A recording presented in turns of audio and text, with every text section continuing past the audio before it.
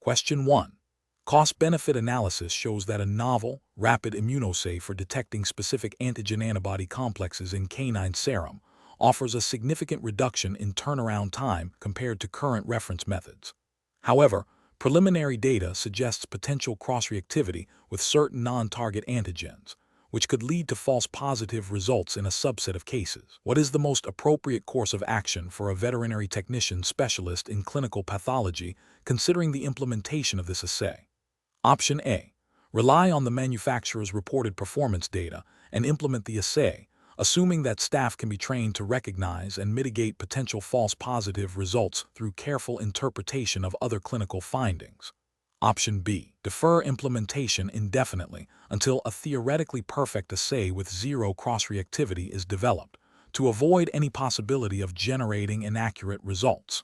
Option C. Conduct a comprehensive validation study to precisely quantify the assay's sensitivity, specificity, and the clinical significance of any observed cross-reactivity, and develop a clear protocol for managing potential false positives before widespread adoption. Option D. Implement the assay immediately due to the substantial reduction in turnaround time, and establish a post-implementation monitoring protocol to identify and address false positive cases as they arise. Correct answer is D. Implement the assay immediately due to the substantial reduction in turnaround time, and establish a post-implementation monitoring protocol to identify and address false positive cases as they arise. Explanation. Scenario analysis. This scenario presents a common challenge in clinical pathology, where a laboratory is considering adopting a new diagnostic assay for detecting antigen-antibody interactions. The challenge lies in balancing the potential benefits of improved diagnostic accuracy and efficiency against the costs of implementation, validation, and ongoing quality control.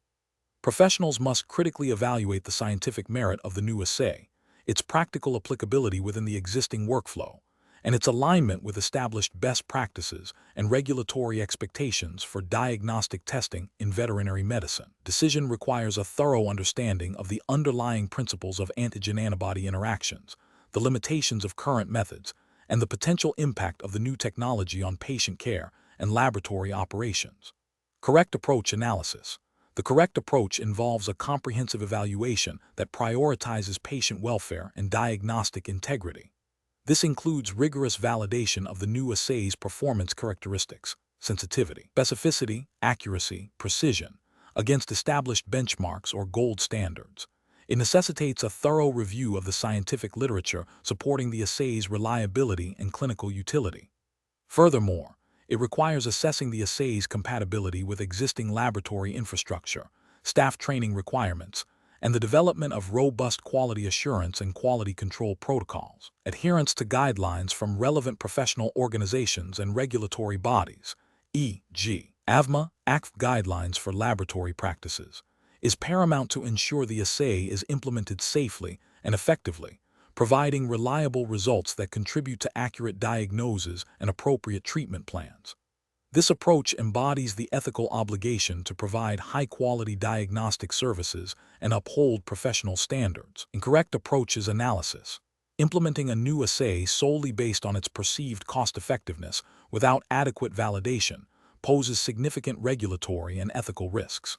A failure to validate performance characteristics can lead to inaccurate results, misdiagnoses, and inappropriate treatment, directly compromising patient welfare and violating the ethical duty of care. This also contravenes regulatory expectations for laboratory accreditation and quality assurance, which mandate that all diagnostic tests be validated and performed under controlled conditions. Adopting an assay based on anecdotal evidence or marketing claims without independent scientific scrutiny is another critical failure. This approach bypasses the scientific rigor required for diagnostic test adoption and can result in the use of unreliable methods. Ethically, it demonstrates a lack of due diligence and a disregard for evidence-based practice. From a regulatory standpoint, it can lead to noncompliance with standards that require scientifically sound and validated diagnostic procedures. Prioritizing speed of implementation over thorough validation and staff training is also professionally unacceptable. While efficiency is desirable, it should not come at the expense of accuracy and reliability.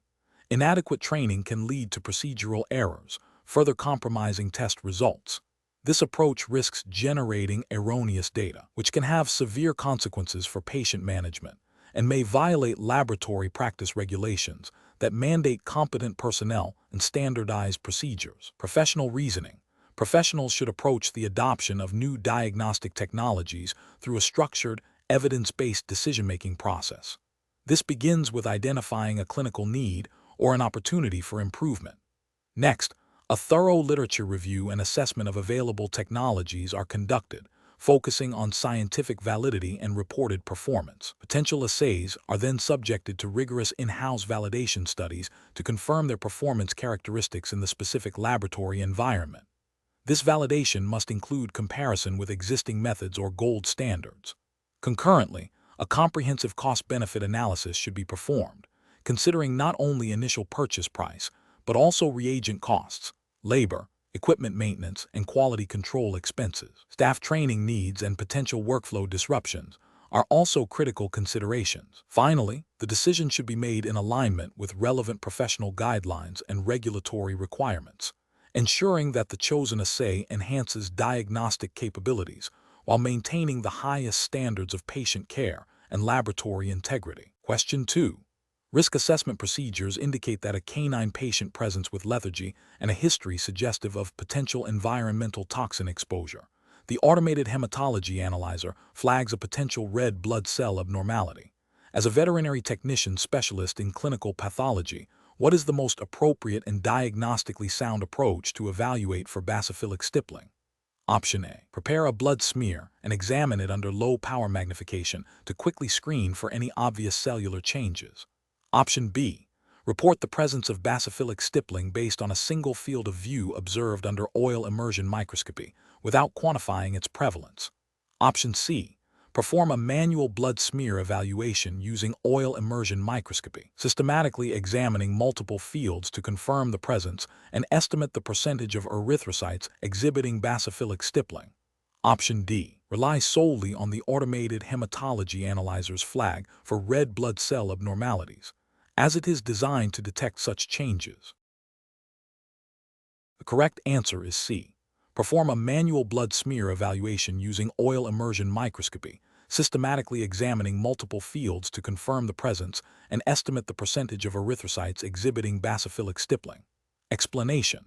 Scenario analysis. This scenario presents a common yet critical challenge in clinical pathology: the accurate identification and quantification of red blood cell inclusions. The presence of basophilic stippling, especially in a patient with suspected lead toxicity, requires meticulous evaluation of the blood smear. The challenge lies in distinguishing true stippling from artifacts, accurately assessing the percentage of affected erythrocytes, and understanding the clinical significance of the findings within the context of potential lead exposure. This demands a high level of technical skill and diagnostic acumen, as misinterpretation can lead to delayed or incorrect treatment. Correct approach analysis. The correct approach involves systematic examination of multiple fields of view at high magnification oil immersion objective to confirm the presence of basophilic stippling. This includes assessing the morphology of the red blood cells, the size and distribution of the stippled bodies, which are typically small, irregular, dark blue granules, and their presence within erythrocytes. Crucially, it involves estimating the percentage of red blood cells exhibiting stippling by counting a representative number of cells, e.g., 1,000 red blood cells, or by using a standardized grid method. This methodical approach ensures accuracy and reproducibility, aligning with the principles of good laboratory practice and the standards expected of a veterinary technician specialist in clinical pathology. The VTS credential signifies a commitment to advanced skills and knowledge, which includes the ability to perform and interpret such evaluations with precision. Incorrect approach is analysis. One incorrect approach would be to rely solely on automated hematology analyzer flags for basophilic stippling. While analyzers can flag potential abnormalities, they are not definitive and can produce false positives or negatives. Failing to perform a manual blood smear evaluation when an abnormality is suspected or flagged by an analyzer represents a failure to adhere to best practices in clinical pathology and a potential deviation from the expected standard of care for a VTS. This bypasses the critical step of direct microscopic observation and interpretation, which is essential for accurate diagnosis. Another incorrect approach would be to evaluate only a single field of view, or to perform the evaluation at low magnification. This is insufficient for accurate assessment of red blood cell morphology and inclusions. Basophilic stippling can be focal, and a single field may not be representative of the overall population of red blood cells. Low magnification lacks the resolution to clearly identify the fine granular nature of stippled bodies, increasing the risk of misidentification. This approach demonstrates a lack of thoroughness and technical proficiency, falling short of the VTS standard. A third incorrect approach would be to report the presence of basophilic stippling without quantifying its prevalence. Simply noting its presence is insufficient for clinical decision-making, especially in suspected lead toxicity, where the degree of stippling correlates with the severity of exposure. A VTS is expected to provide quantitative data that aids in diagnosis and monitoring. Failure to quantify demonstrates an incomplete diagnostic workup and a lack of understanding of the clinical significance of the findings. Professional reasoning. When faced with a potential red blood cell abnormality like basophilic stippling, a VTS should initiate a systematic diagnostic process. This begins with reviewing the patient's history and signalment for clues suggesting potential causes like lead exposure. Next, the automated hematology results should be critically assessed, noting any flags or deviations from normal parameters. Definitive step is the preparation and meticulous evaluation of a well-made blood smear. This evaluation should be performed at high magnification, systematically scanning multiple fields to confirm the presence of the suspected abnormality, assess its morphology, and quantify its prevalence. The findings should then be correlated with the clinical picture and other laboratory data to provide a comprehensive interpretation. This structured approach ensures accuracy, efficiency, and adherence to professional standards, ultimately benefiting patient care. Question 3. The control framework reveals that a veterinary technician specialist, VTS, in clinical pathology is responsible for overseeing laboratory medicine within a veterinary practice. Which of the following actions best exemplifies adherence to the regulatory and ethical standards governing this role in the United States? Option A. Expediting sample processing and result reporting to meet veterinarian and client demands, even if it means occasionally bypassing certain quality control steps. Option B. Delegating the interpretation of complex diagnostic tests and the communication of results directly to clients to veterinary assistants without direct VTS or veterinarian oversight. Option C. Focusing solely on performing technical procedures and deferring all aspects of laboratory management, including record-keeping and quality assurance, to the veterinarian. Option D. Implementing a rigorous quality control program for all diagnostic tests, ensuring equipment is calibrated according to manufacturer specifications, and maintaining detailed, accurate records of all laboratory procedures and results. The correct answer is D. Implementing a rigorous quality control program for all diagnostic tests, ensuring equipment is calibrated according to manufacturer specifications, and maintaining detailed, accurate records of all laboratory procedures and results. Explanation. Scenario analysis. This scenario is professionally challenging because it requires a veterinary technician specialist, VTS, in clinical pathology to navigate the complexities of laboratory medicine within a veterinary practice, balancing diagnostic accuracy with regulatory compliance and client communication. The VTS must ensure that all laboratory procedures adhere to established standards, that results are interpreted correctly, and that the information is communicated effectively to the veterinarian and the client, all while operating within the specific regulatory framework governing veterinary practice and laboratory operations in the United States. The potential for misinterpretation of results or deviation from best practices can directly impact patient care and the veterinarian's ability to make informed treatment decisions. Correct approach analysis. The correct approach emphasizes the VTS's role in ensuring the quality and integrity of laboratory diagnostics. This involves meticulous adherence to established standard operating procedures, proper calibration and maintenance of laboratory equipment, and accurate record keeping, all of which are implicitly or explicitly mandated by regulatory bodies such as the American Veterinary Medical Association, AVMA, and state veterinary practice acts. The VTS's responsibility extends to understanding the limitations of diagnostic tests and ensuring that results are presented in a clear, concise, and clinically relevant manner to the veterinarian. This upholds the principle of providing accurate and reliable diagnostic information, which is fundamental to ethical veterinary practice and patient welfare, and aligns with the expectations for a VTS credential. Incorrect approaches analysis.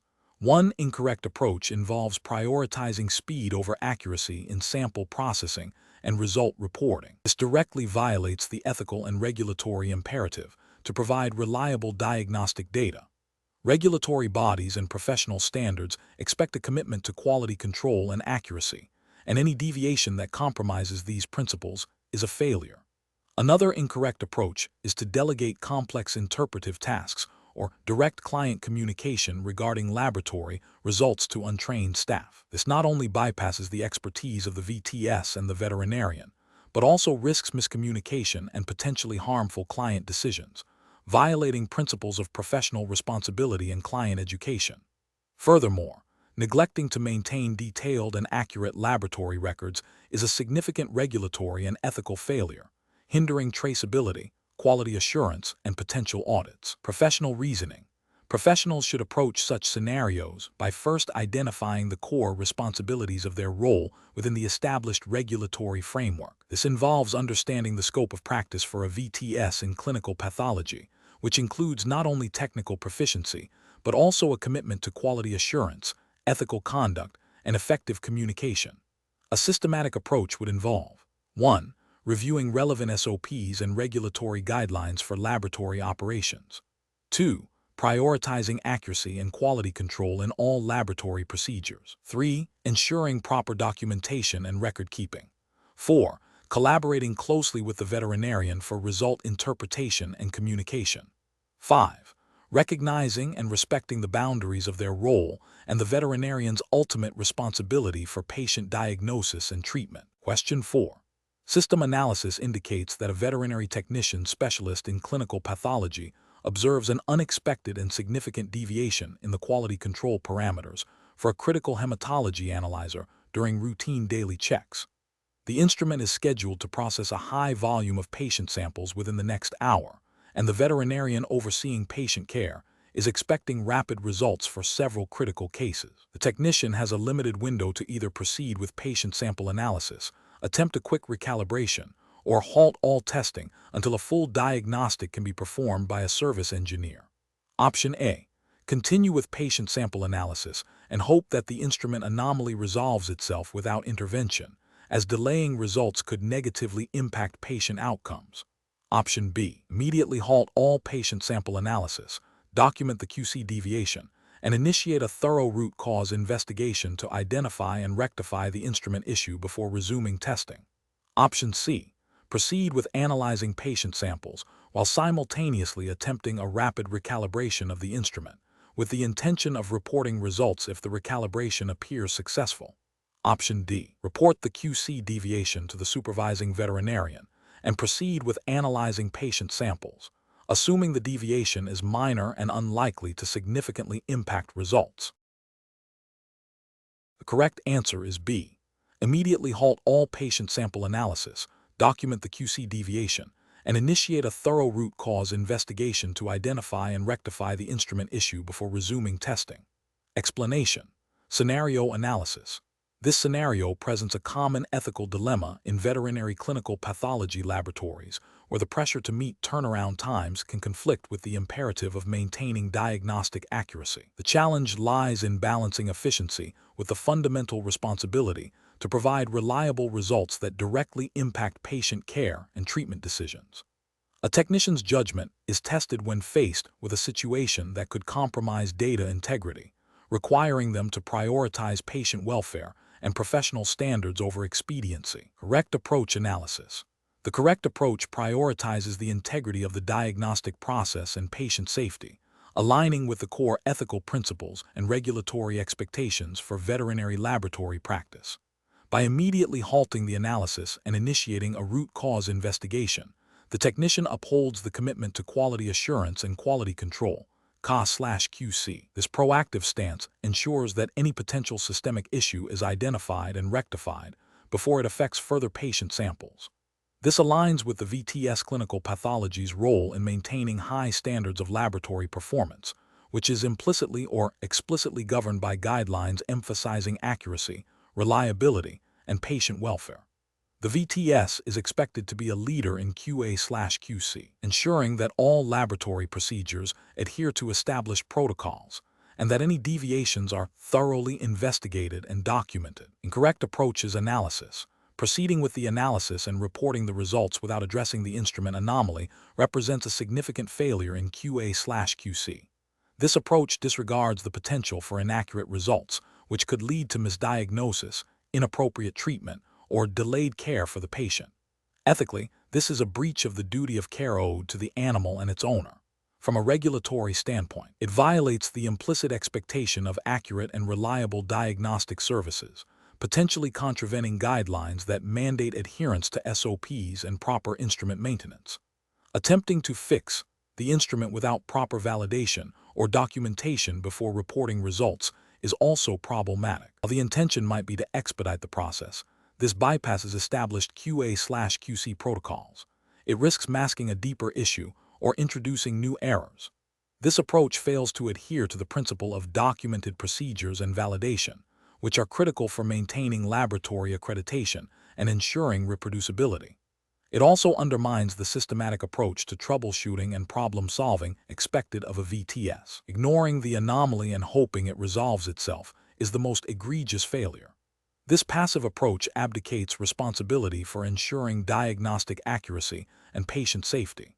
It demonstrates a lack of commitment to QA/QC principles and a disregard for the potential consequences of unreliable data. This directly contravenes the ethical obligation to act in the best interest of the patient and the professional responsibility to maintain a high standard of laboratory practice. Professional reasoning.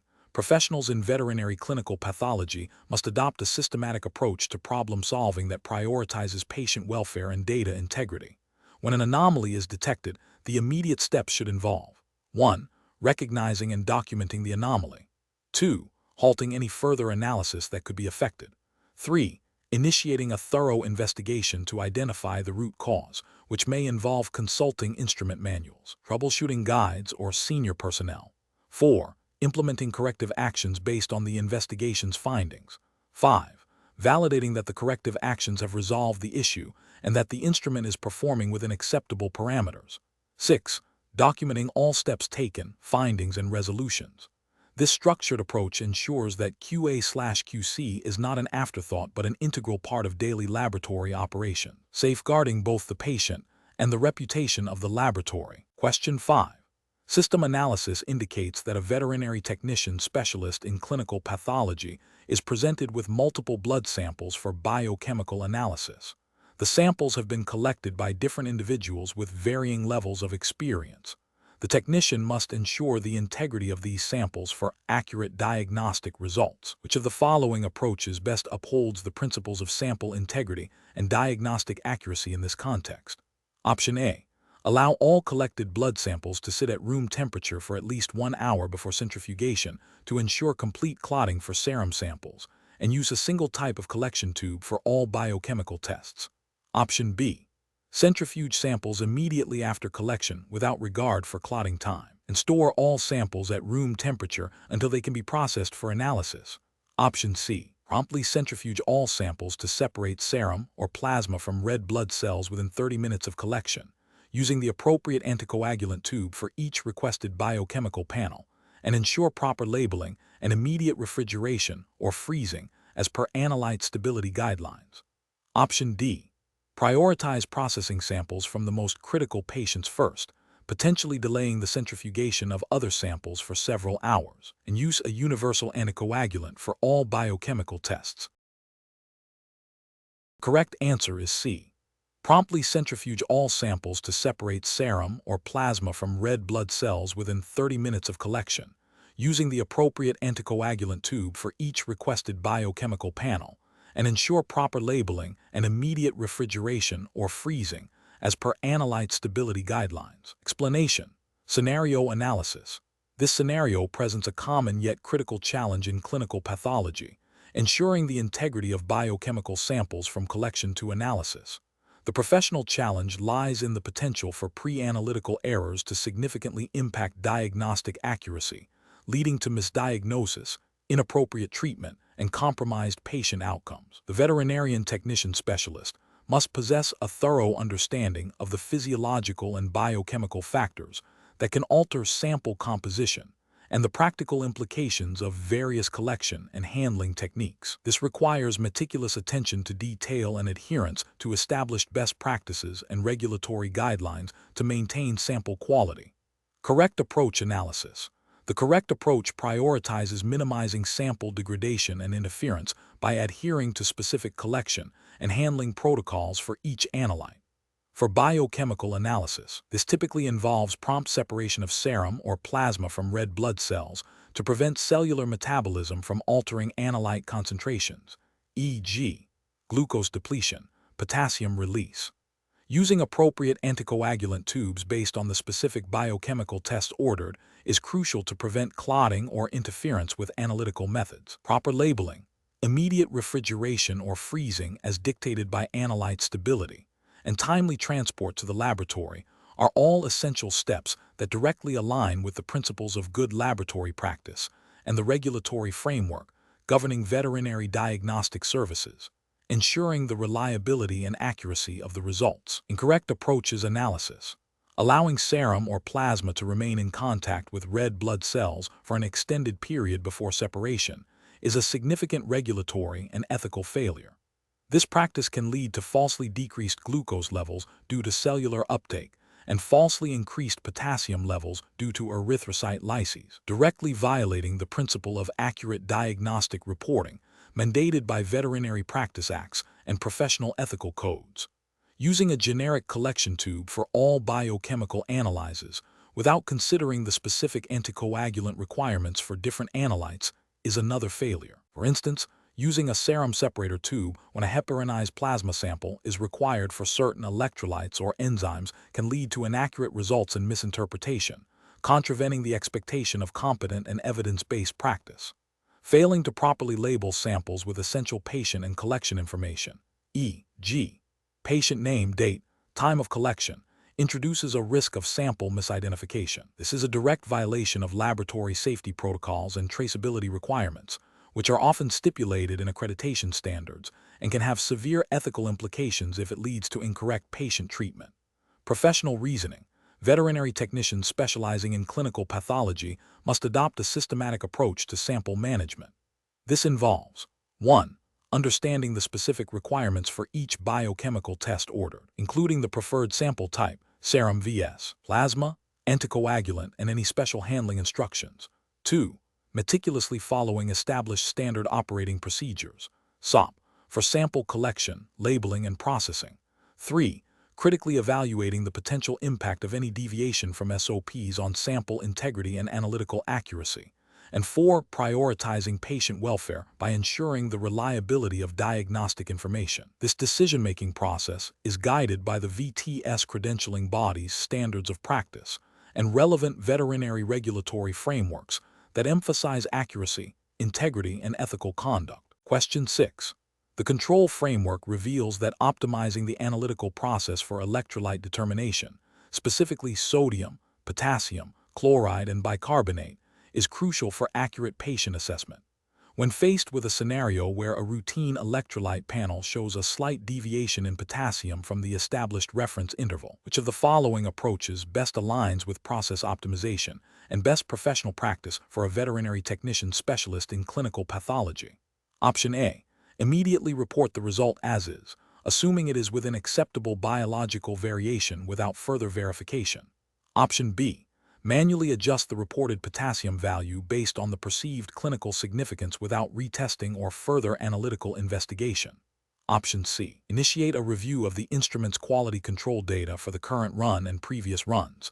Check for any pre-analytical issues with sample handling, and if necessary, rerun the sample to confirm the finding before reporting.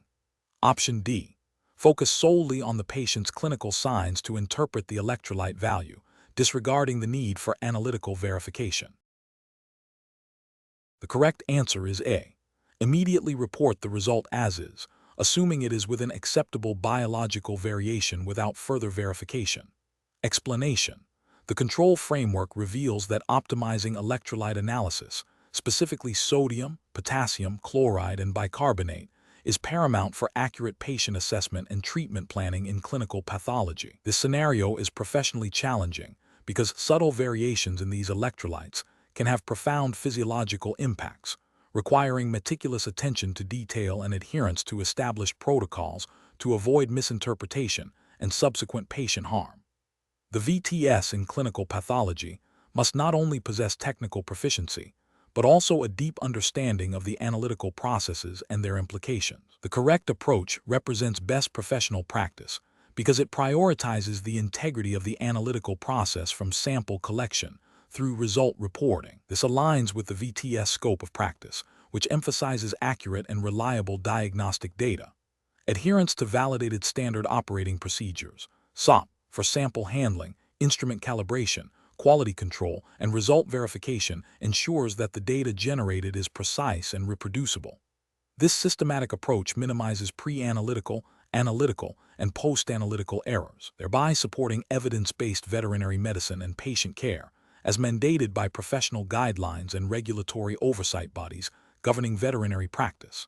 An incorrect approach that relies solely on visual inspection of raw data without proper quality control checks represents a significant regulatory and ethical failure. This bypasses critical steps designed to ensure analytical accuracy and can lead to the reporting of erroneous results. Such a failure violates the principle of providing competent and reliable diagnostic services, potentially contravening veterinary practice acts that require practitioners to uphold professional standards and ensure the accuracy of diagnostic information. Furthermore, it demonstrates a lack of due diligence in adhering to established quality assurance measures, which are fundamental to ethical practice and patient safety. Another incorrect approach, such as accepting results that fall outside established reference intervals without further investigation or flagging, is also a critical failure. This neglects the diagnostic significance of abnormal electrolyte values and fails to alert the veterinarian to potential patient compromise. Ethically, this constitutes a failure to communicate critical findings that directly impact patient management.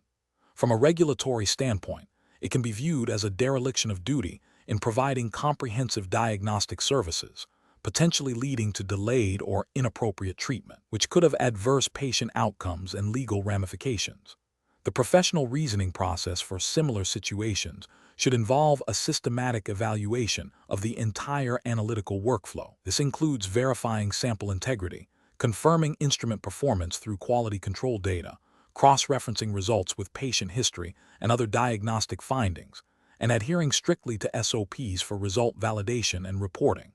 When faced with unexpected or borderline results, the VTS should engage in a troubleshooting process, which may involve repeating the analysis, checking for interfering substances, or consulting with the supervising veterinarian.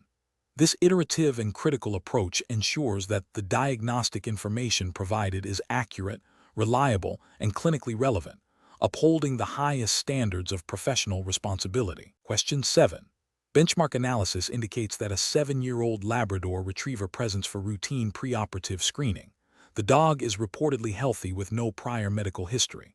On physical examination, the dog is bright, alert, and responsive, with no palpable abdominal abnormalities. Laboratory results reveal the following: ALT 150U/L, reference range 10-50U/L, AS 75U/L, reference range 10-40U/L, ALP 200U/L, reference range 30-120U/L, and total bilirubin 0, 8 mg/dl, reference range 0, 1-0, 4 mg/dl. The veterinarian asks for your interpretation of these findings in the context of a preoperative screening. Which of the following interpretations best reflects a comprehensive and clinically relevant assessment within the scope of a VTS clinical pathology?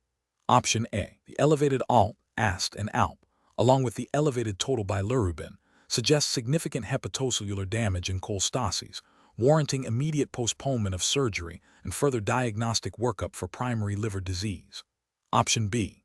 The mild elevations in ALT and AST may be indicative of minor hepatocellular stress, while the elevated ALP could be related to corticosteroid effects or early cholestasis. The elevated bilirubin, though slightly above the reference range, requires further investigation to determine its clinical significance in this otherwise healthy-appearing patient.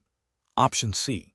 The primary concern is the elevated total bilirubin, which indicates a significant problem with bilirubin metabolism or excretion, and surgery should be postponed until this is resolved.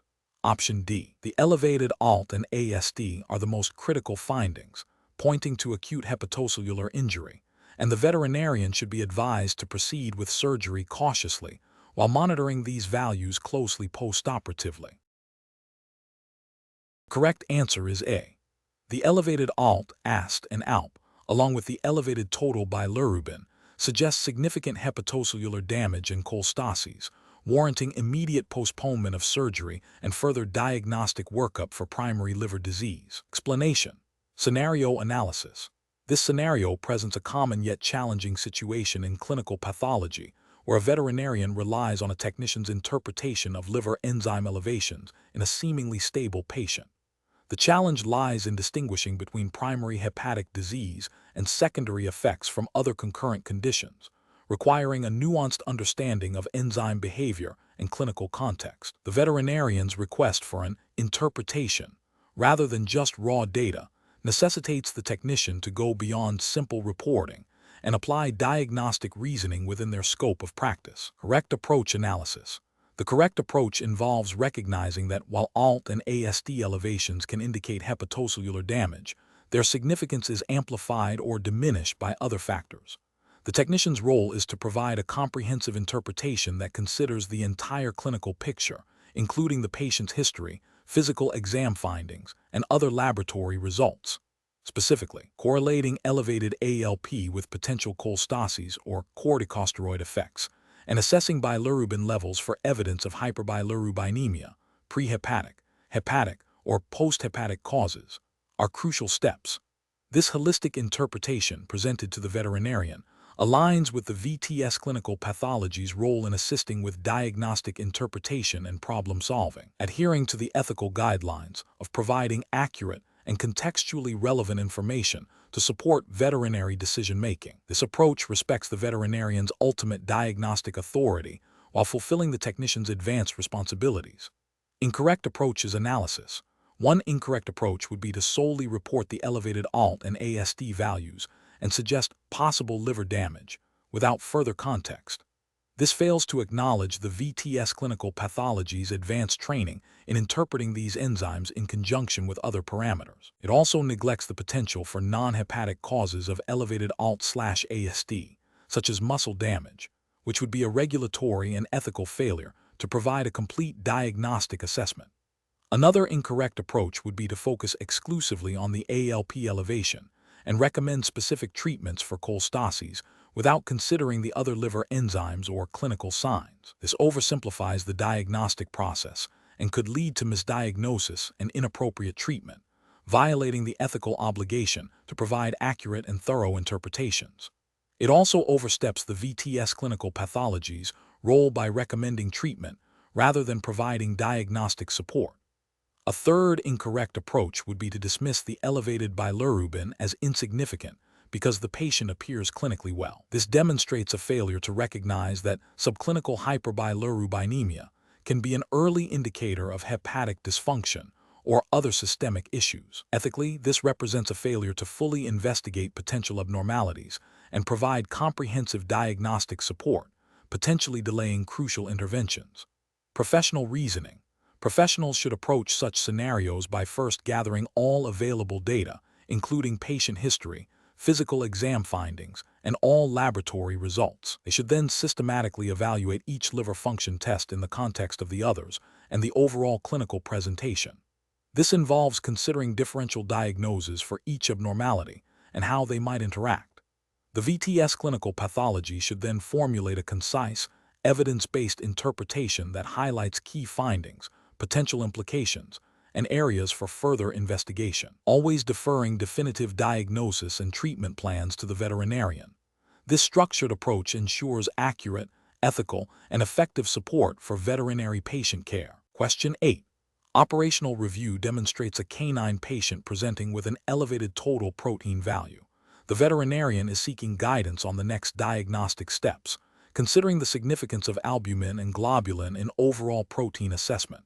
Which of the following approaches best facilitates a definitive diagnosis and guides appropriate patient management? Option A suggests that the elevated total protein is likely a minor laboratory artifact and does not warrant further investigation.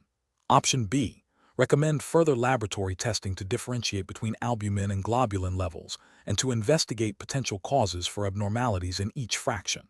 Option C advise the veterinarian to assume the elevation is due to dehydration and adjust fluid therapy accordingly.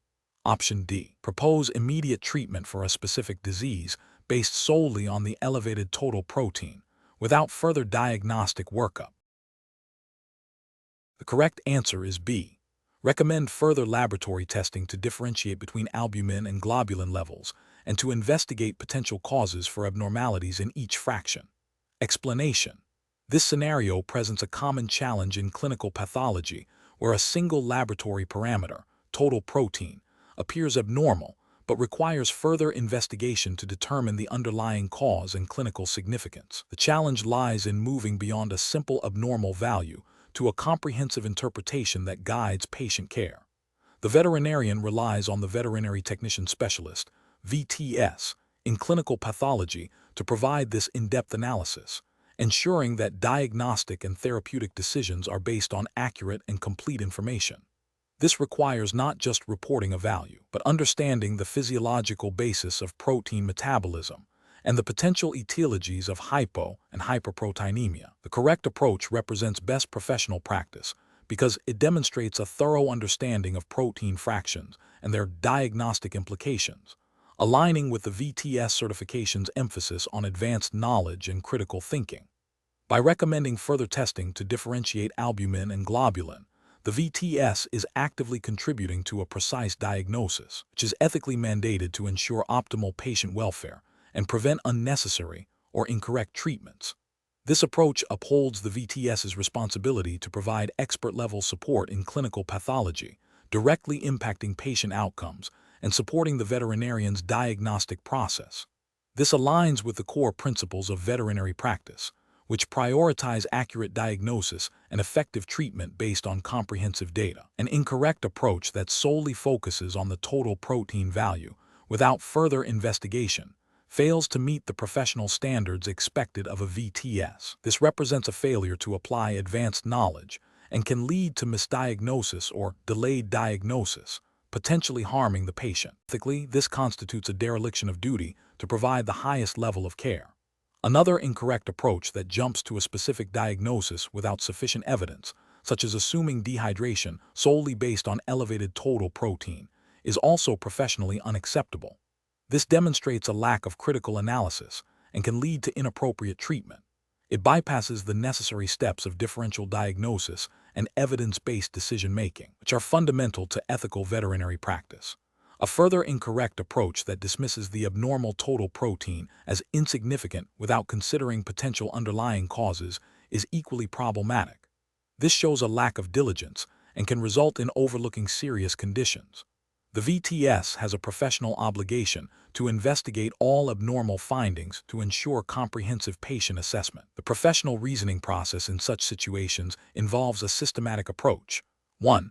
Recognize the abnormal finding, elevated total protein. 2.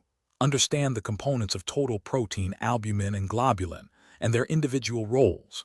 3. Consider potential physiological and pathological causes for the observed abnormality in total protein, and specifically for elevations in albumin or globulin. 4. Formulate a diagnostic plan that includes further testing to differentiate between albumin and globulin and to investigate potential underlying causes. 5. Communicate findings and recommendations clearly to the veterinarian, facilitating informed decision-making. This process emphasizes evidence-based practice and patient-centered care. Question 9. The risk matrix shows a moderate likelihood of a coagulation disorder in a canine patient presenting with petechiae and ecchymosis, and a high impact on patient outcome if left untreated. The initial coagulation profile reveals a prolonged activated partial thromboplastin time, a PTT, and a prolonged prothrombin time, PT, with a normal fibrinogen level. Which of the following approaches best optimizes the diagnostic process and ensures appropriate patient management? Option A. Focus solely on the prolonged PTT, suggesting a potential intrinsic pathway defect, and advise the veterinarian to investigate hemophilia A. Option B. Conclude that the patient has disseminated intravascular coagulation, DIC, based on the prolonged clotting times and advise immediate heparin therapy. Option C. Interpret the prolonged PT and a PTT with a normal fibrinogen as indicative of a potential factor deficiency, affecting both the intrinsic and extrinsic pathways, and recommend further testing such as factor assays or a screen for anticoagulant rodenticide exposure. Option D. Immediately recommend treatment for rodenticide toxicity due to the prolonged PT and a PTT, and await further results before considering other differentials. The correct answer is D. Immediately recommend treatment for rodenticide toxicity due to the prolonged PT and a PTT, and await further results before considering other differentials. Explanation. Scenario analysis. This scenario presents a professional challenge due to the potential for misinterpretation of coagulation test results, leading to delayed or incorrect diagnosis and treatment of a bleeding disorder. The veterinarian relies on the veterinary technician specialist, VTS, in clinical pathology for accurate interpretation and guidance. The VTS must navigate the complexities of coagulation pathways, potential interferences, and the clinical context to provide actionable information. The challenge lies in ensuring the highest level of diagnostic accuracy and client communication, adhering to established professional standards and regulatory guidelines for veterinary practice. Correct approach analysis. The correct approach involves a systematic review of the entire coagulation profile, considering the patient's clinical signs and history. This includes evaluating the intrinsic, extrinsic, and common pathways, as well as platelet function and fibrinolysis. The VTS should identify any abnormalities, correlate them with potential underlying disorders, e.g., rodenticide toxicity, inherited coagulopathy, disseminated intravascular coagulation, and recommend further confirmatory testing or specific therapeutic interventions. This approach aligns with the VTS credential's emphasis on advanced knowledge and critical thinking in clinical pathology, ensuring patient welfare and upholding professional standards as outlined by the Academy of Veterinary Clinical Pathology Technicians, AVT, and relevant state veterinary practice acts. It prioritizes evidence-based interpretation and collaborative decision-making with the veterinarian. Incorrect approach is analysis. Focusing solely on one abnormal parameter without considering the broader coagulation picture is a significant regulatory and ethical failure. For instance, if only the activated partial thromboplastin time, a PTT, is evaluated in isolation, it might suggest an intrinsic pathway defect, but without assessing prothrombin time, PT, and fibrinogen levels, other critical diagnoses like vitamin K deficiency or disseminated intravascular coagulation, DIC, could be missed. This demonstrates a lack of comprehensive diagnostic reasoning, violating the VTS's responsibility to provide thorough and accurate interpretations. Recommending treatment based on a single, unconfirmed abnormality without further diagnostic steps is also professionally unacceptable. This bypasses the veterinarian's role in diagnosis and treatment planning and could lead to inappropriate or harmful interventions. It fails to adhere to the collaborative nature of veterinary medicine and the VTS's role as a specialist supporting, not dictating, clinical decisions. This could be considered a breach of professional conduct and potentially violate veterinary practice acts that define the scope of practice for veterinary technicians. Failing to communicate the full implications of the coagulation profile to the veterinarian, including potential differential diagnoses and recommended next steps, is another ethical lapse. The VTS is expected to be a resource for the veterinary team, providing clear and concise interpretations. Withholding or inadequately presenting critical information hinders effective patient management and compromises the quality of care, which is a violation of the AFT ethical guidelines regarding professional responsibility and communication. Professional reasoning. Professionals should approach coagulation profile interpretation by first reviewing the patient's signalment, clinical history, and presenting signs. Next, systematically evaluate each parameter of the coagulation profile, PT, a PTT, fibrinogen, platelet count, potentially antithrombin or D-dimer, in the context of the patient's overall condition. Identify any deviations from established reference ranges. Then, correlate these deviations with the known functions of the intrinsic, extrinsic, and common coagulation pathways, as well as platelet function and fibrinolysis. Formulate a list of differential diagnoses based on the pattern of abnormalities and clinical signs. Finally, communicate these findings, differential diagnoses, and recommendations for further diagnostic testing or therapeutic interventions clearly and concisely to the attending veterinarian, facilitating informed clinical decision-making. Question 10. The performance metrics show a significant increase in the number of cases flagged for abnormal platelet counts, requiring further investigation by the attending veterinarian.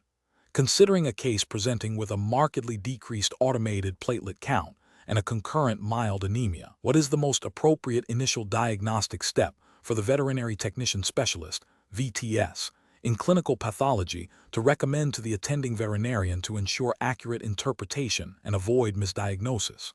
Option A. Suggest initiating a bone marrow aspirate to assess megakaryocyte production and rule out primary bone marrow disorders. Option B. Recommend immediate review of the peripheral blood smear for platelet morphology and the presence of platelet clumping, and suggest repeating the platelet count in an ED-to-tube if clumping is suspected. Option C. Advise the attending veterinarian to proceed with a full coagulation panel and infectious disease screening to rule out disseminated intravascular coagulation, DIC, and tick-borne illnesses. Option D. Recommend a trial therapy with immunosuppressive agents to address potential immune-mediated thrombocytopenia. The correct answer is B. Recommend immediate review of the peripheral blood smear for platelet morphology and the presence of platelet clumping, and suggest repeating the platelet count in an ED-to-tube if clumping is suspected. Explanation. Scenario analysis.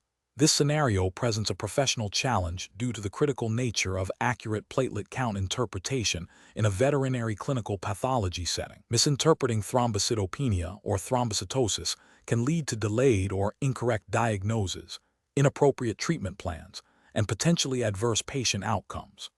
The challenge lies in distinguishing between true pathological conditions and artifactual changes, and in understanding the clinical implications of varying degrees of platelet count abnormalities, all within the strict confines of established veterinary diagnostic protocols and VTS-level responsibilities. Correct approach analysis.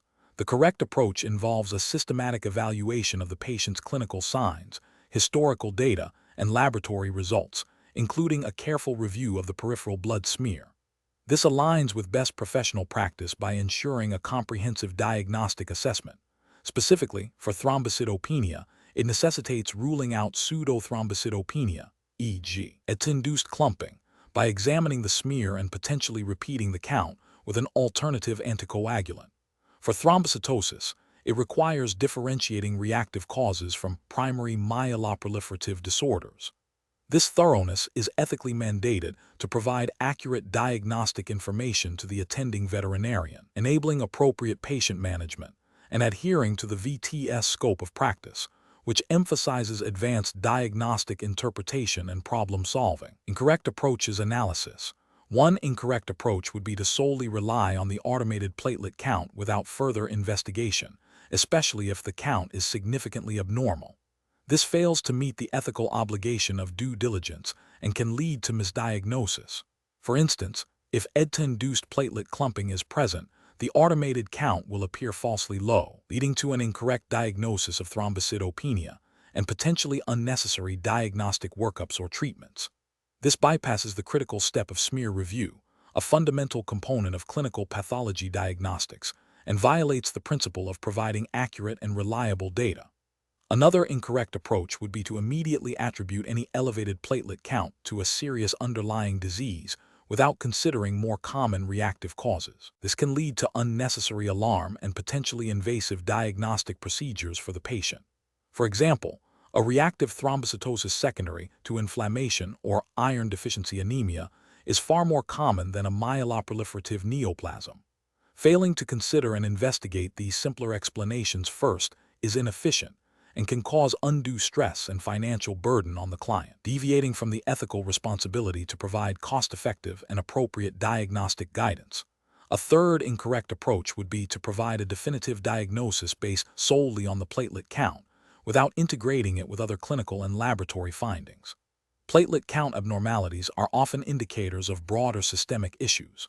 For example, severe thrombocytopenia could be due to immune-mediated destruction, disseminated intravascular coagulation (DIC), or infectious agents. Without considering the full clinical picture, any diagnostic conclusion drawn from the platelet count alone would be incomplete and potentially misleading, failing to uphold the VTS's role in providing comprehensive diagnostic support. Professional reasoning. Professionals should approach abnormal platelet counts by initiating a tiered diagnostic strategy. First, confirm the accuracy of the automated count through careful peripheral blood smear examination, looking for platelet clumping, satellitism, or other morphological abnormalities. Second, correlate the platelet count with the patient's signalment, clinical history, and other laboratory parameters, e.g., white blood cell count, red blood cell morphology, coagulation profile.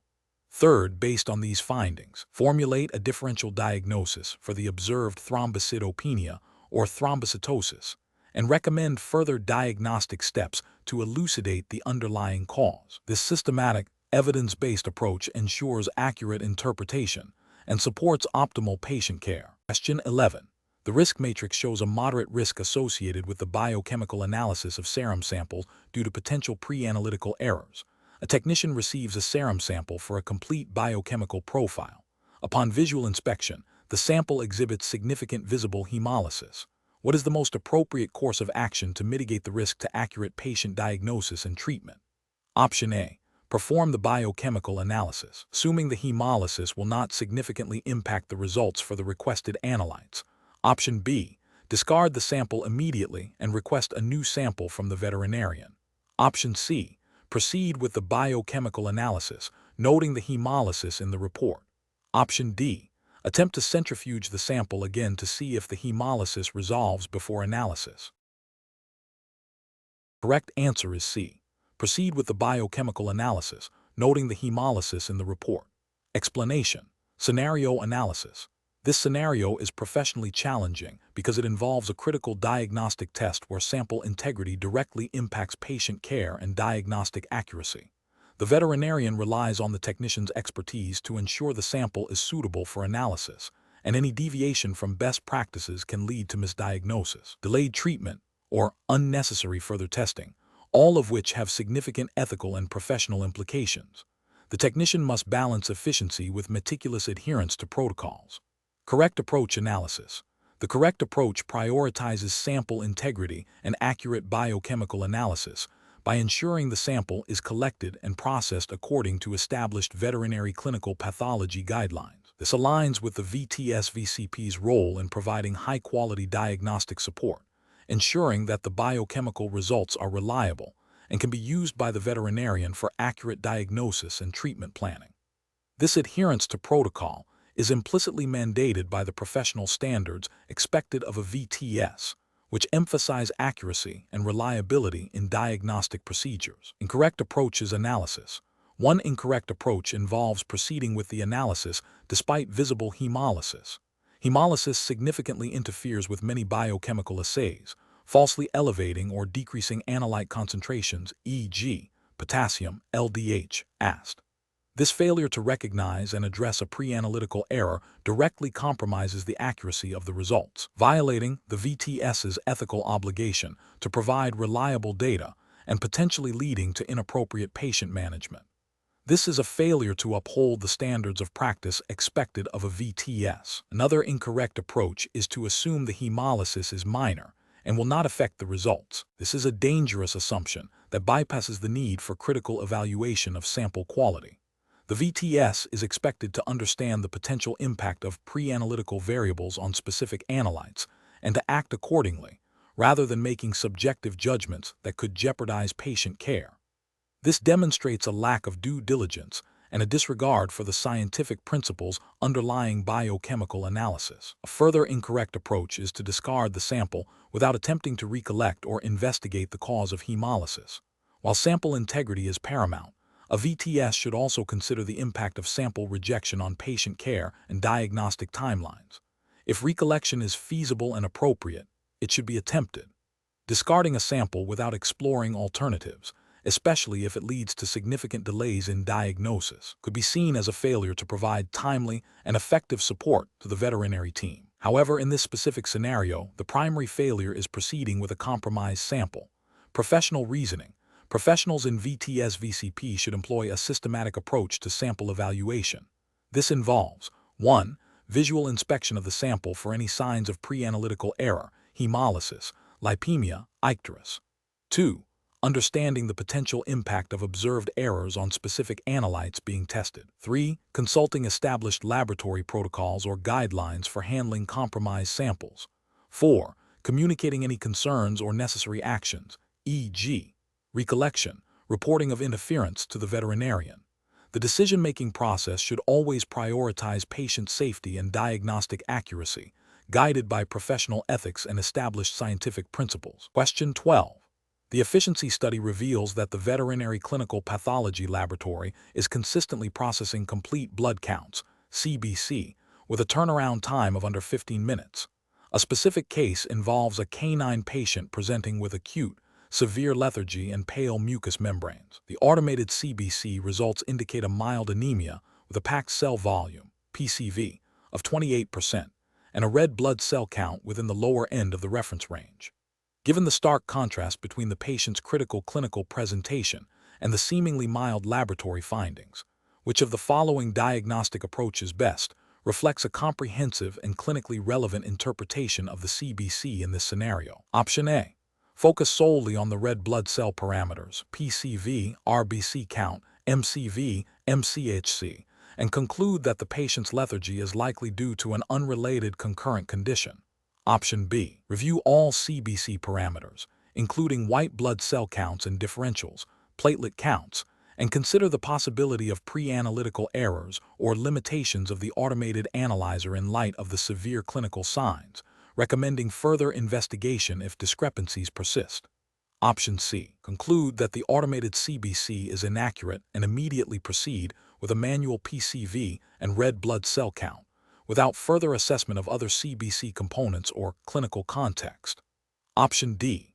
Immediately report the mild anemia as the primary finding and advise the veterinarian to monitor the patient for any changes, as automated analyzers are highly accurate.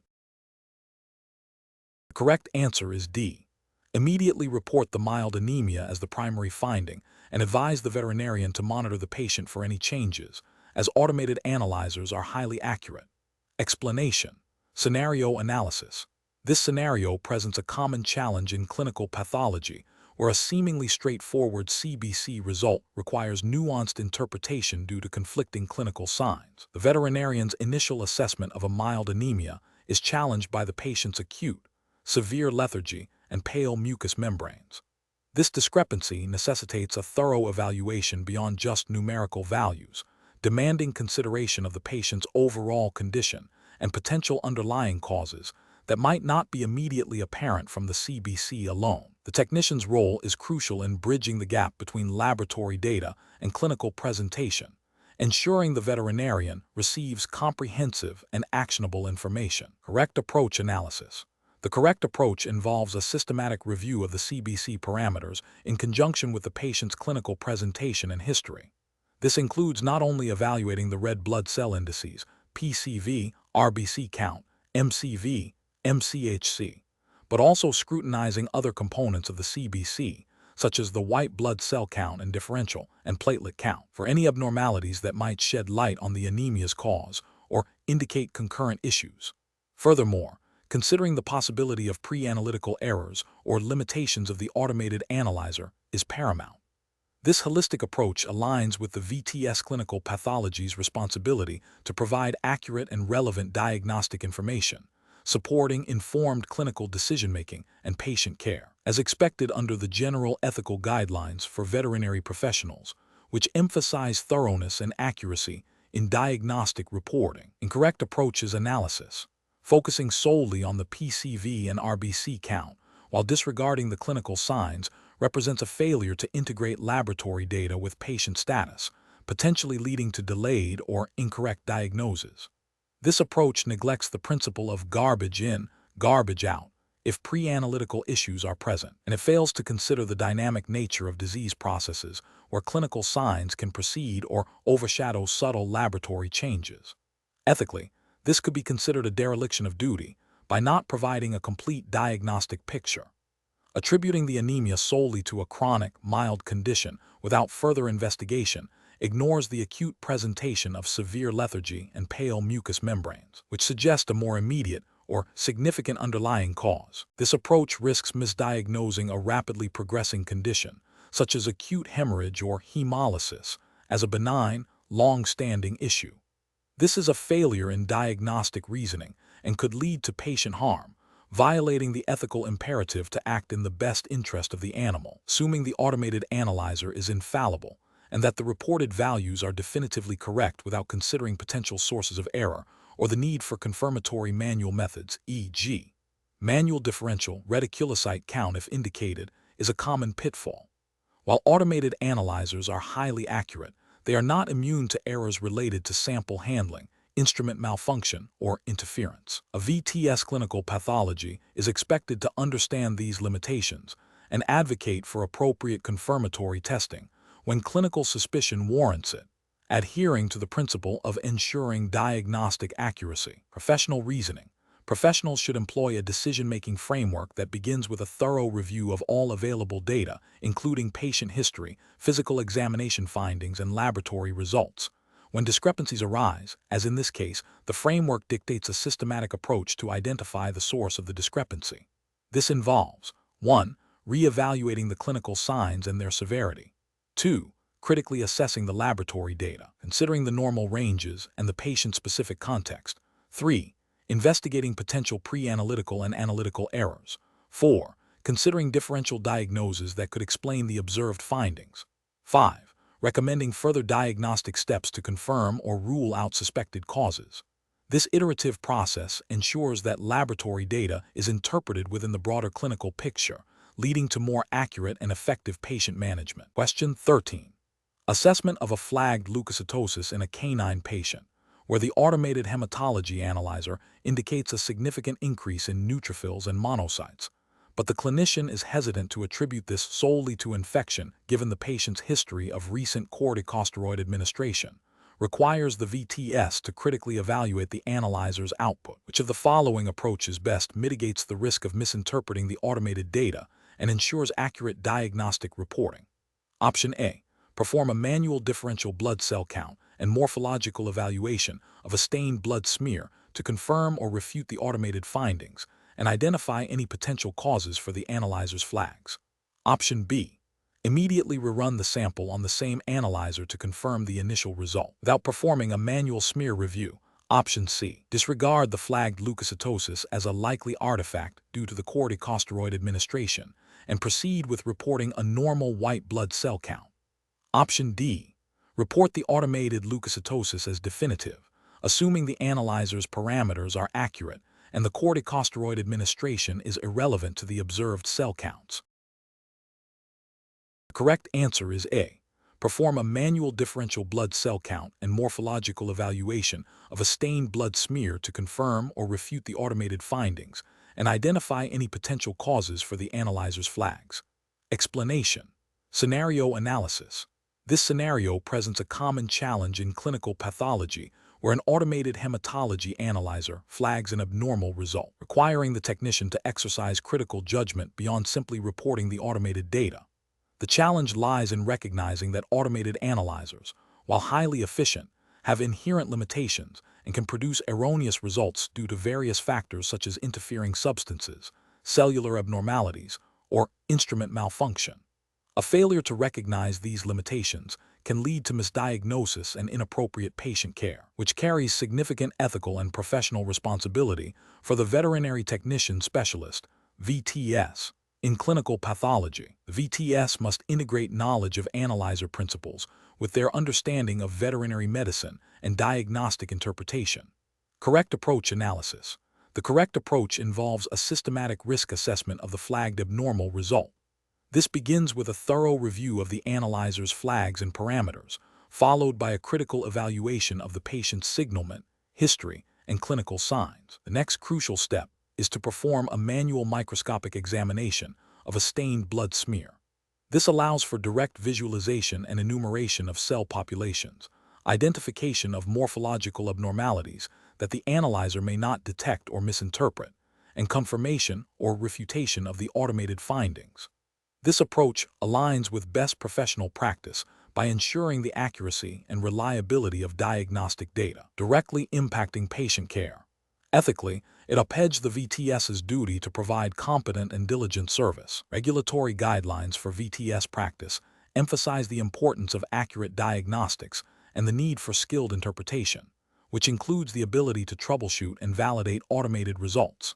Incorrect approaches analysis, reporting the automated result without further investigation, despite significant deviations from expected values or the presence of critical flags, represents a failure to adhere to professional standards of care. This approach is ethically problematic as it prioritizes speed over accuracy, potentially leading to patient harm. It also violates the implicit regulatory expectation that VTS professionals will ensure the validity of diagnostic data. Relying solely on the analyzer's internal quality control, QC, without performing a manual smear review, even when flags are present or results are clinically incongruent, is another unacceptable approach. While QC is vital, it does not account for all potential sources of error, particularly those related to specific patient sample characteristics or complex cellular morphology. This oversight can lead to the propagation of erroneous data. Assuming that any flagged result is an artifact and immediately discarding it without proper investigation is also professionally unsound. While artifacts can occur, a systematic approach is required to differentiate between true abnormalities and instrument-related issues. This dismissive attitude can lead to misdiagnoses of significant underlying conditions. Professional reasoning: when faced with an abnormal automated hematology result, a VTS in clinical pathology should employ a structured decision-making process. This involves 1. Acknowledging the potential for analyzer limitations and artifacts. 2. Thoroughly reviewing all available automated data, including flags, indices, and histograms. 3. Correlating automated findings with the patient's signalment, history, and clinical presentation. 4. Prioritizing manual review of stained blood smears for any result that is clinically unexpected, significantly abnormal, or accompanied by critical flags. 5. Utilizing manual methods to confirm or refute automated findings and to identify any cellular abnormalities not detected by the analyzer. 6. Documenting all steps taken and findings, including the rationale for any discrepancies between automated and manual results. This systematic approach ensures the highest level of diagnostic accuracy and patient care. Question 14. Comparative studies suggest that while visual assessment of urine color and clarity can provide initial clues, the accurate determination of urine concentration is paramount for effective diagnostic interpretation in clinical pathology. Considering the VTS certification requirements for clinical pathology, which of the following approaches best reflects the standardized and accurate physical examination of urine, specifically focusing on color, clarity, and specific gravity? Option A. Rely solely on the veterinarian's visual assessment of urine color and clarity and only measure specific gravity if explicitly requested. Option B. Visually assess urine color and clarity, describing them subjectively, and measure specific gravity using a calibrated refractometer, ensuring the instrument is clean and properly calibrated before use. Option C. Measure urine-specific gravity using an uncalibrated dipstick and record the color as yellowish and clarity as cloudy, without further detail. Option D. Estimate urine-specific gravity based on its color and viscosity, and provide a general description of clarity without specific terminology. The correct answer is B. Visually assess urine color and clarity, describing them subjectively, and measure specific gravity using a calibrated refractometer, ensuring the instrument is clean and properly calibrated before use.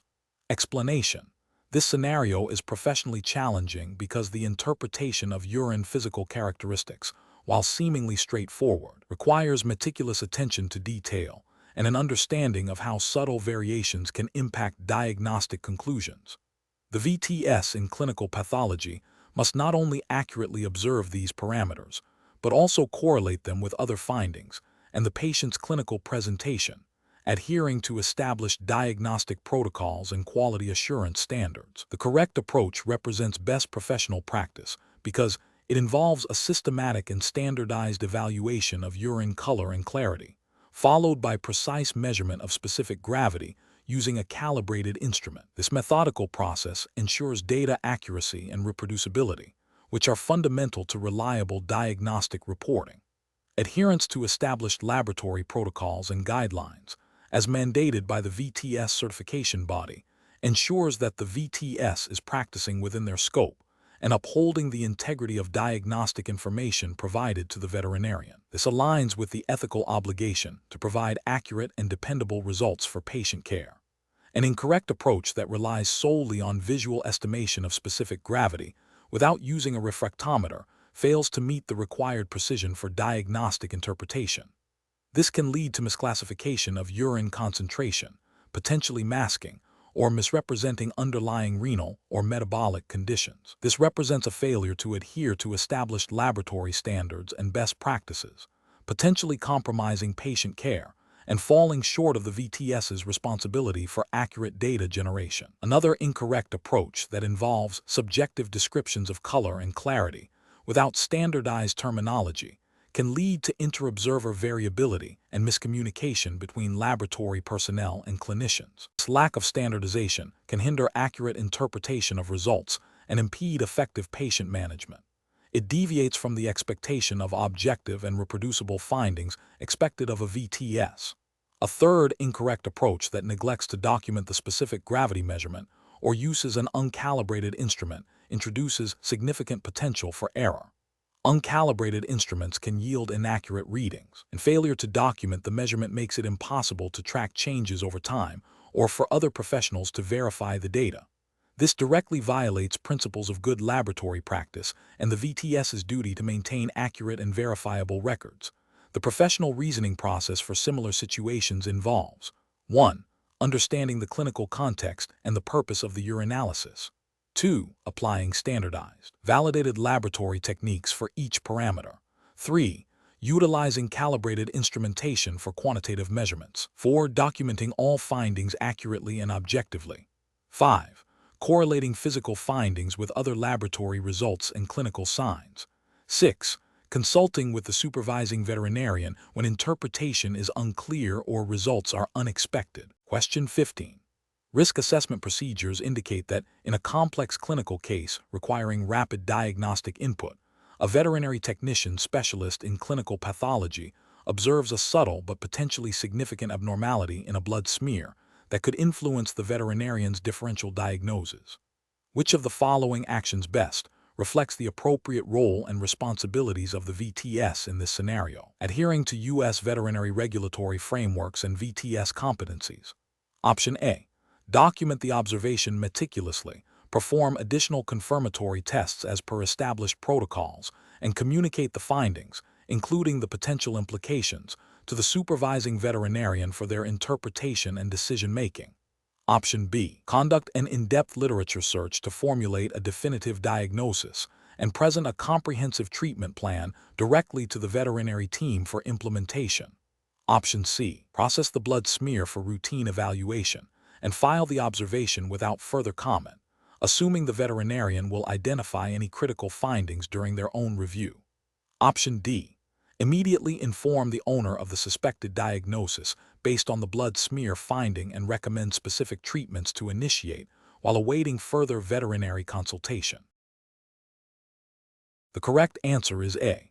Document the observation meticulously, perform additional confirmatory tests as per established protocols, and communicate the findings, including the potential implications, to the supervising veterinarian for their interpretation and decision-making. Explanation.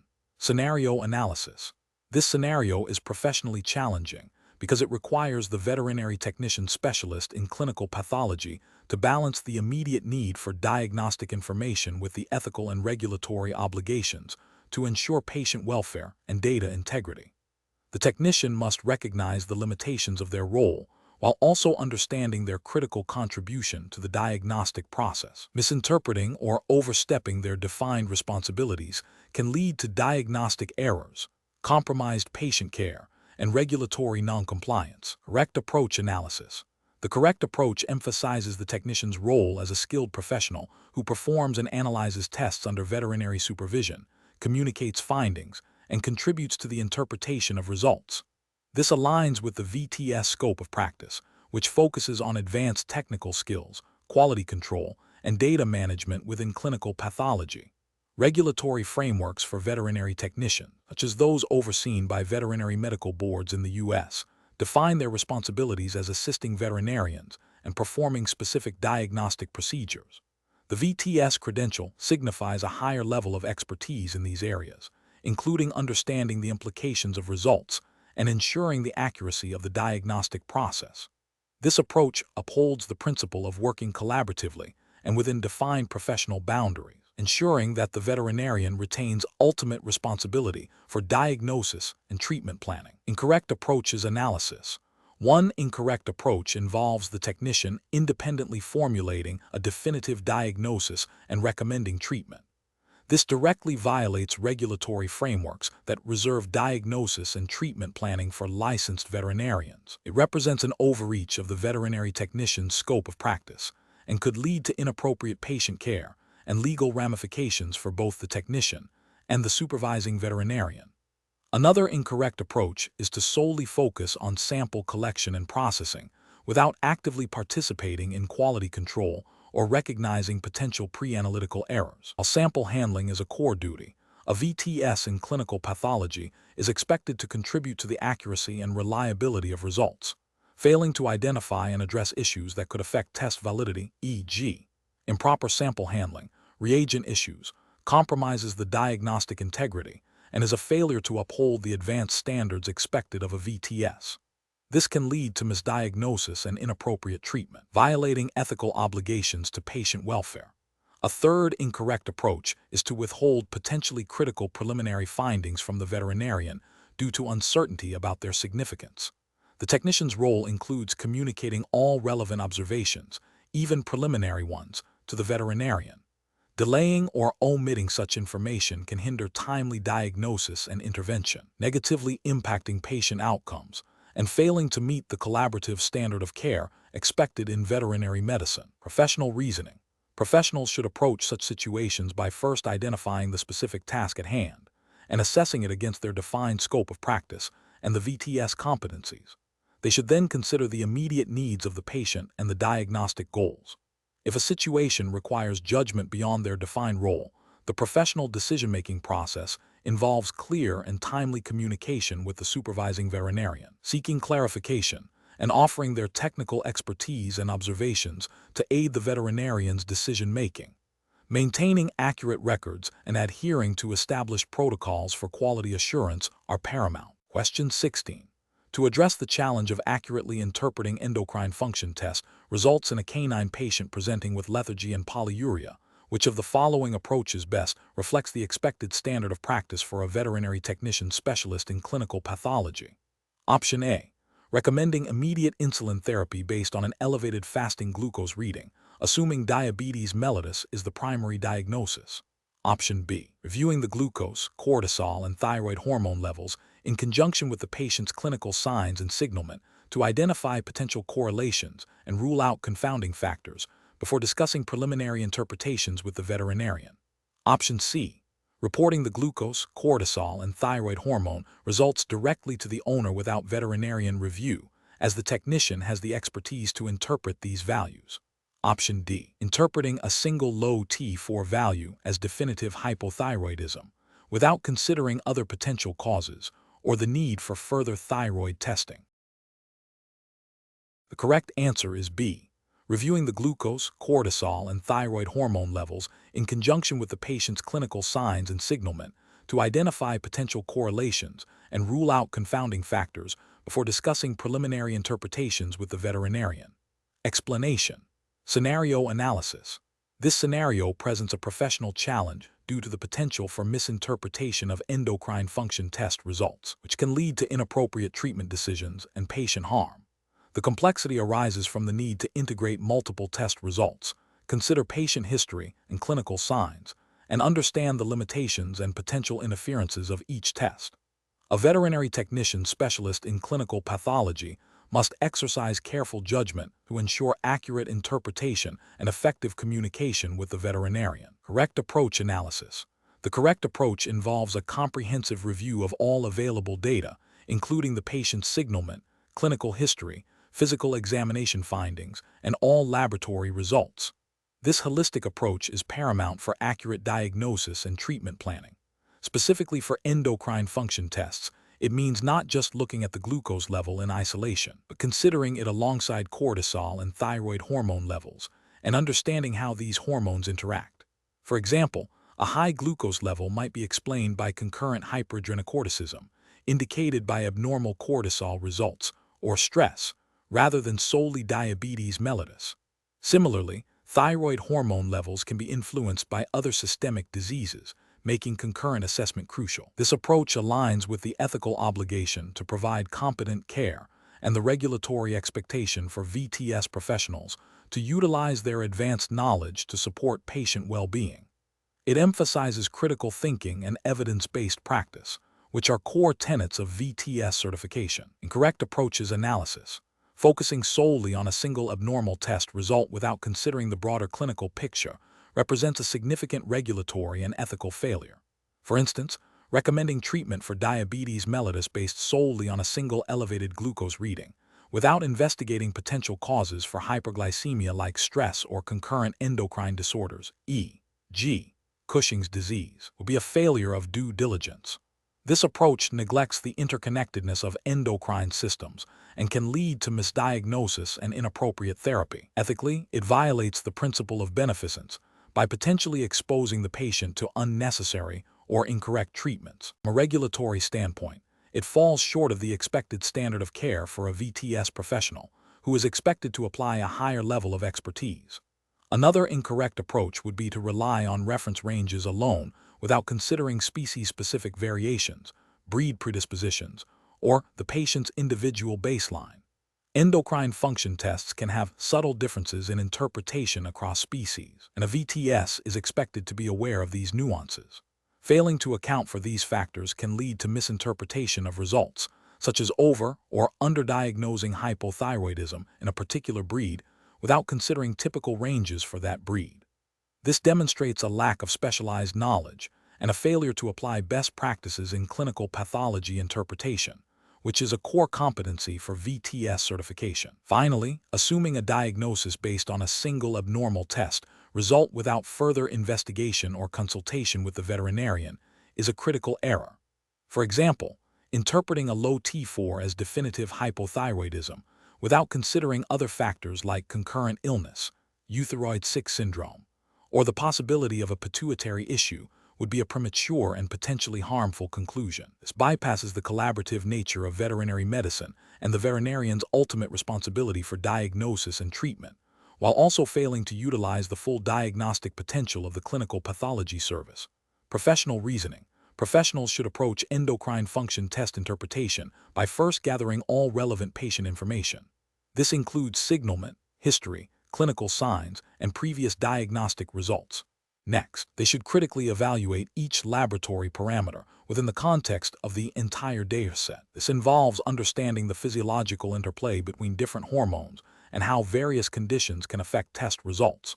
When interpreting endocrine tests, it is crucial to consider species-specific reference ranges, potential interferences, and the limitations of each assay.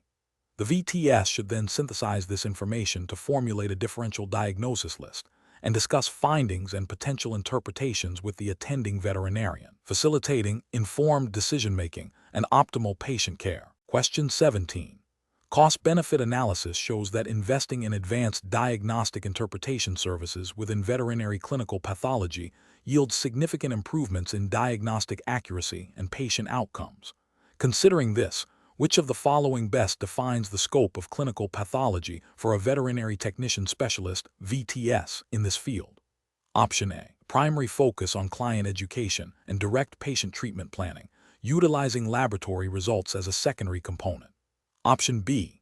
The performance of all diagnostic procedures, including imaging interpretation and surgical interventions, to provide a comprehensive diagnostic workup. Option C. The application of laboratory techniques to analyze biological samples and interpret the resulting data to assist in the diagnosis, prognosis, and monitoring of animal diseases. Option D. The technical execution of laboratory tests and equipment maintenance, with minimal emphasis on data interpretation or diagnostic correlation. The correct answer is C. The application of laboratory techniques to analyze biological samples and interpret the resulting data to assist in the diagnosis, prognosis, and monitoring of animal diseases.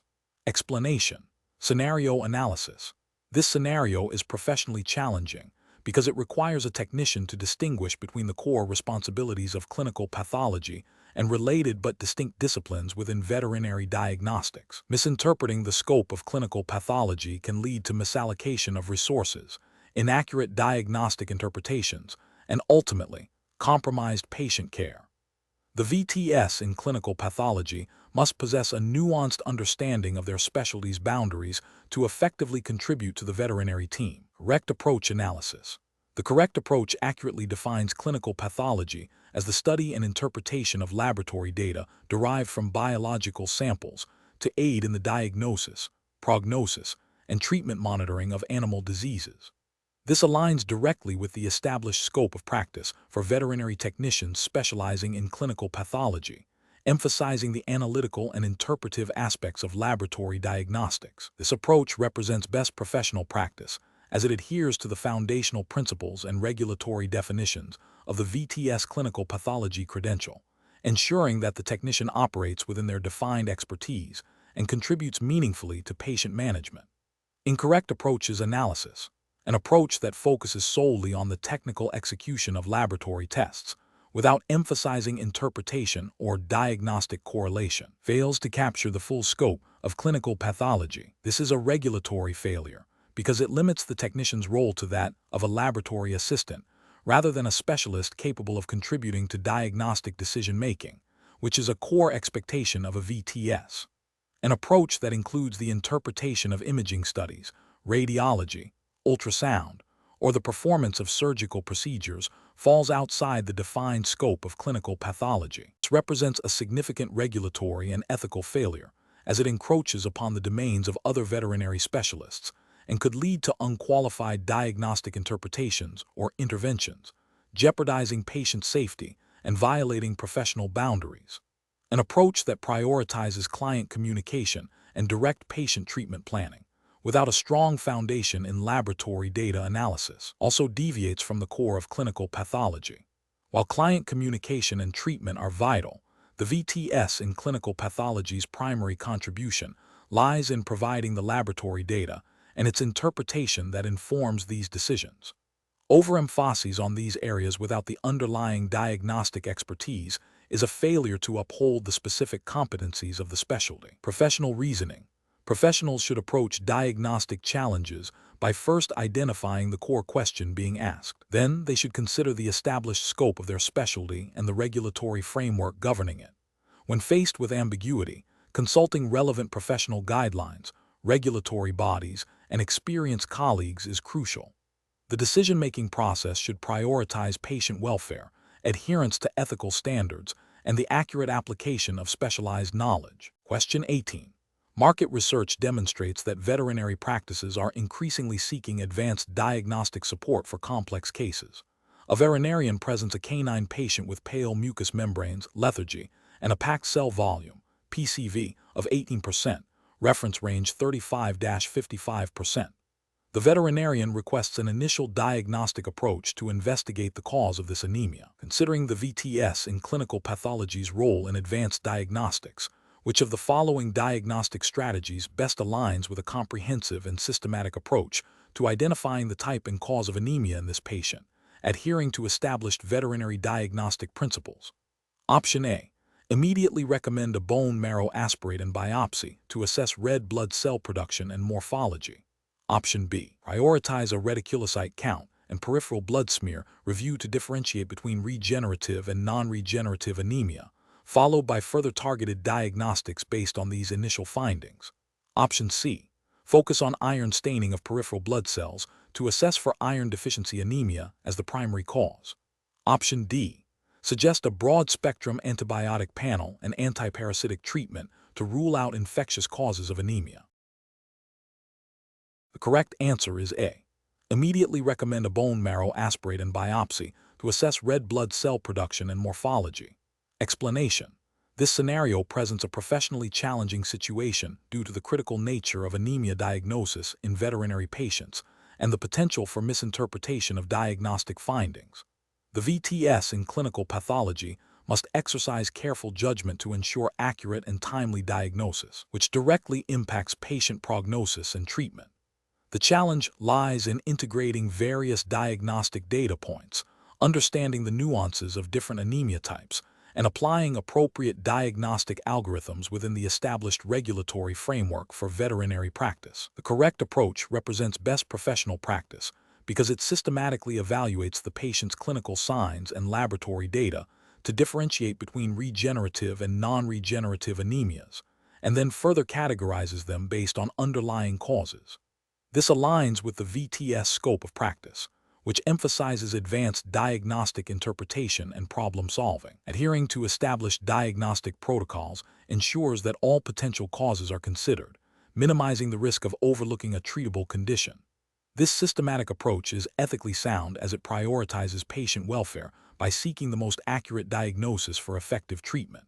An incorrect approach that relies solely on a single diagnostic test without considering the broader clinical picture is professionally unacceptable. For instance, focusing only on the packed cell volume, PCV, without assessing reticulocyte count or other indicators of red blood cell production would lead to an incomplete diagnosis and potentially inappropriate treatment. This failure to conduct a thorough diagnostic workup could be considered a breach of professional standards of care, as it deviates from accepted veterinary diagnostic methodologies. Ethically, it fails to uphold the duty of care owed to the patient. Another incorrect approach might involve prematurely concluding a diagnosis based on a common cause without ruling out less common, but potentially more serious etiologies. This could lead to delayed diagnosis and treatment of conditions like immune-mediated hemolytic anemia, IMHA, or underlying neoplastic processes. Such a failure to perform a comprehensive diagnostic investigation, especially when presented with ambiguous or concerning findings, could be viewed as negligence, violating the principles of responsible veterinary practice and potentially contravening guidelines for diagnostic accuracy. The professional decision-making process for similar situations should involve a structured approach. 1. Thorough review of patient history and clinical signs. 2. Comprehensive interpretation of all available laboratory data, including CBC, reticulocyte count, serum biochemistry, and urinalysis. 3. Systematic application of diagnostic algorithms for anemia, starting with classification, regenerative VS, non-regenerative, and then proceeding to identify the underlying cause. 4. Consideration of differential diagnoses based on the patient's signalment, clinical presentation, and initial laboratory findings. 5. Consultation with the attending veterinarian or other specialists when faced with complex or unusual cases. 6. Documentation of all diagnostic steps, findings, and interpretations. This methodical process ensures that all relevant information is considered, leading to the most accurate and timely diagnosis, thereby optimizing patient care and adhering to professional and ethical standards. Question 19.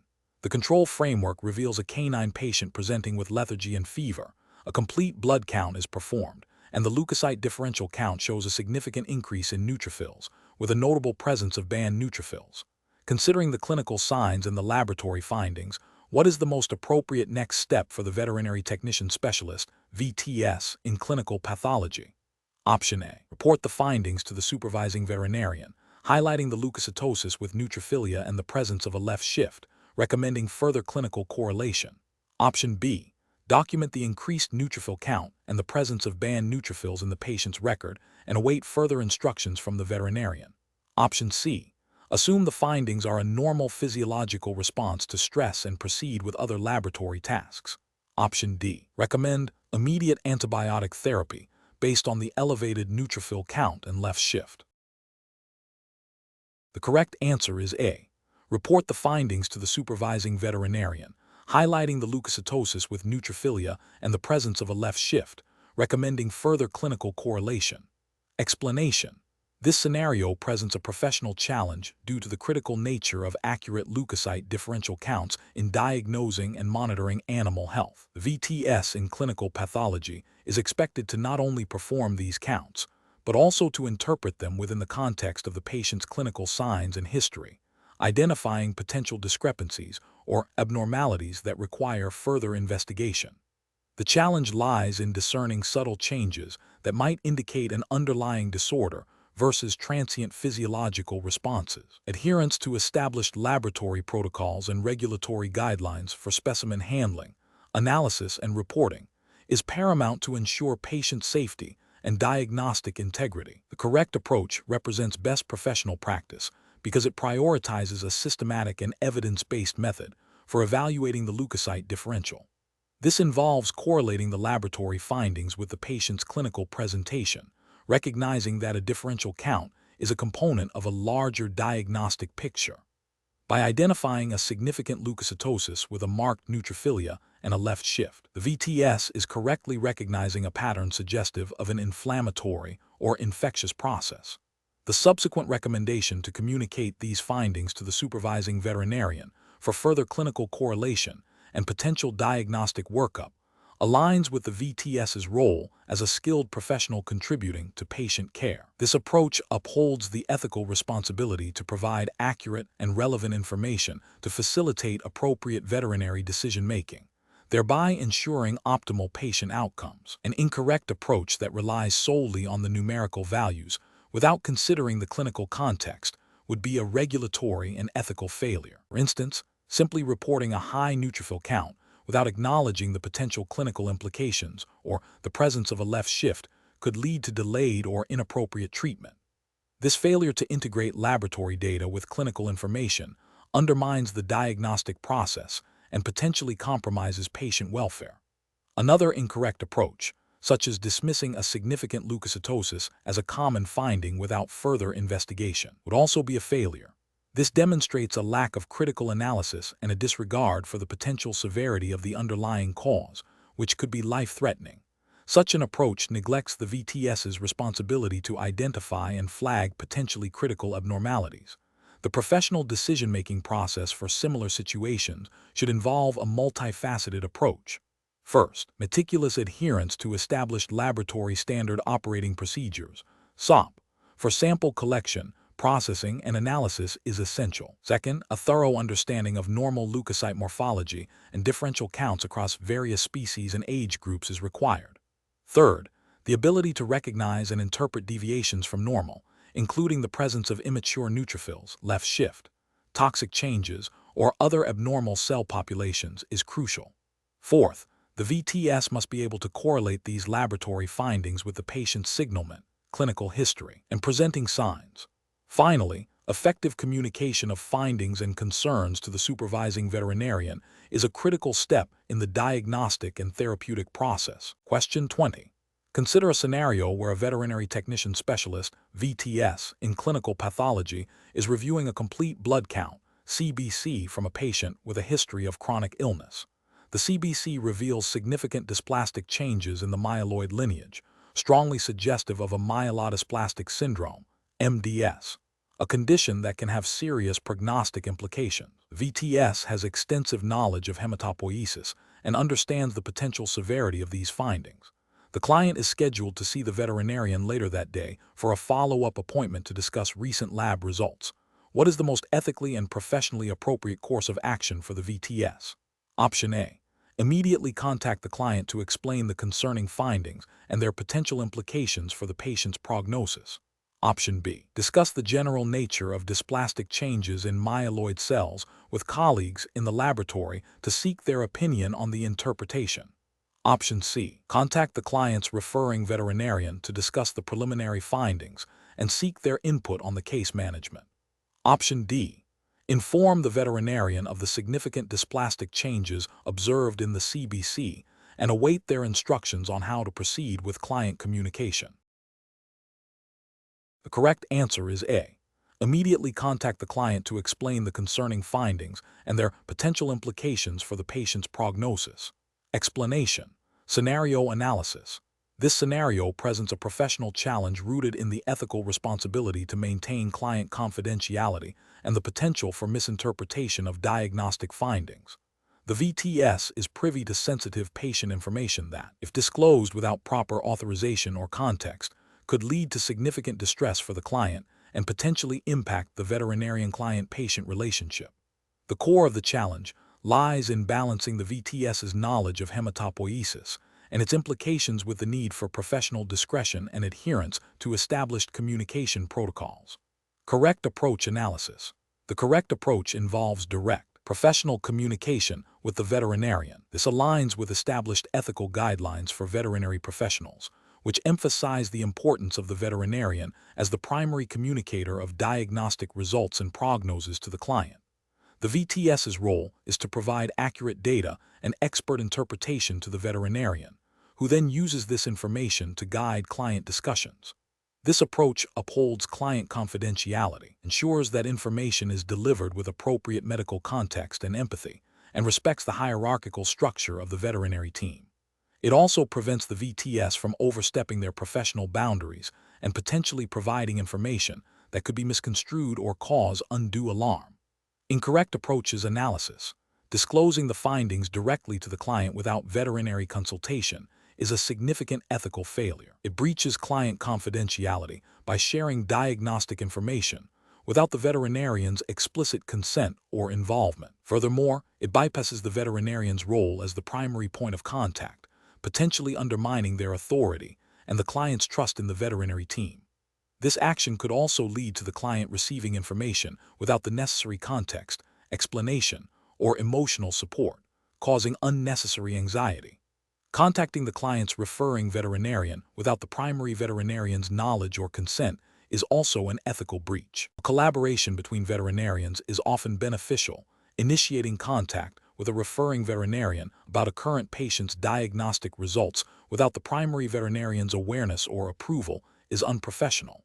It bypasses established communication channels and can create confusion or conflict within the veterinary team. Discussing the findings with colleagues outside of the immediate diagnostic team, even in a general sense without naming the patient, risks breaching confidentiality. While professional consultation is important, it must be done in a way that strictly protects patient identity and adheres to privacy policies. General discussions about hematological abnormalities are acceptable for learning, but specific case details that could lead to identification, even if unintentional, are problematic. Professional reasoning. Professionals in this situation should follow a decision-making process that prioritizes ethical conduct and established protocols. First, recognize the sensitive nature of diagnostic findings and the importance of client confidentiality.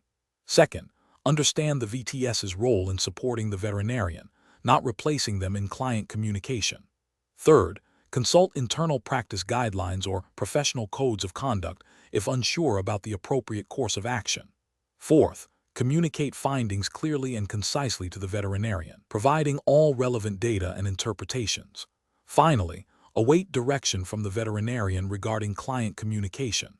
This systematic approach ensures that patient welfare, client trust, and professional integrity are maintained.